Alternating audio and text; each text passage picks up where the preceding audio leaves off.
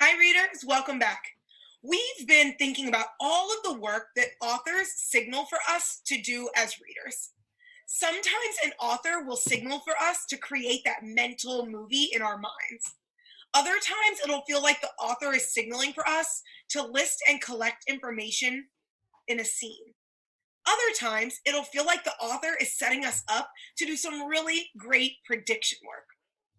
Readers, today I want to teach you that texts don't signal only for readers to envision or list or predict.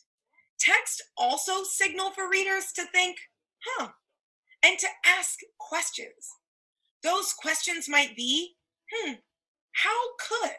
Or I wonder why. We as readers can muse over the possible answers and then do some rereading and rethinking to help us generate new ideas as we move forward. Readers, I was thinking we could do some of this work together today using our class read aloud, Indian Shoes.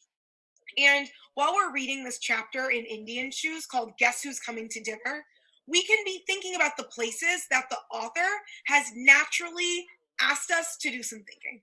Let's try it out. This chapter is called Guess Who's Coming to Dinner. A cut pine glowed in crimson bubble lights. Flames danced in the fireplace. A newly arrived card from Jonah and Nancy Lee stood among those gathered on the mantel. Frosty webs clung to window panes, and the wind groaned against the rooftop. This was the first Christmas Day that Ray and Grandpa Half Moon hadn't celebrated with family in Oklahoma, but last week the pickup had quit for good. Just as well, Grandpa had said, what with the roads so slick. Readers, this is a moment where I feel myself naturally just saying, huh?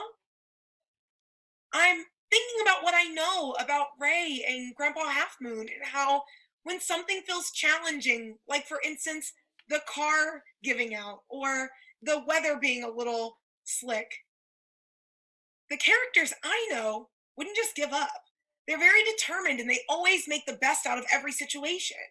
So in this moment, I'm thinking to myself, I wonder why Grandpa Half Moon hasn't tried to make this better or find a way to get to their family.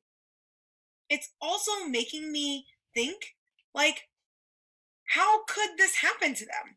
How could it be that Ray and Grandpa Half Moon haven't given it a try to go find their family and be with their family for the holidays? Readers, do you see how in this particular part of the text, the author has set me up to wonder? The author has set me up to ask questions like, how could or why wouldn't? Readers, this is something that we do as readers all the time.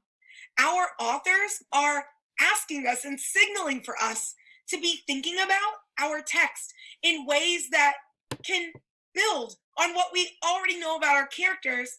We can do some rereading, we can do some rethinking and carrying those ideas forward. Readers, you're going to get ready to go off to do some reading today. And I want you to set up a work plan for yourself. I want you to, of course, find your reading spot and set yourself up with your books to read. I want you to be doing your prediction work, your envisioning work, the work where it feels like you're listing across your fingers.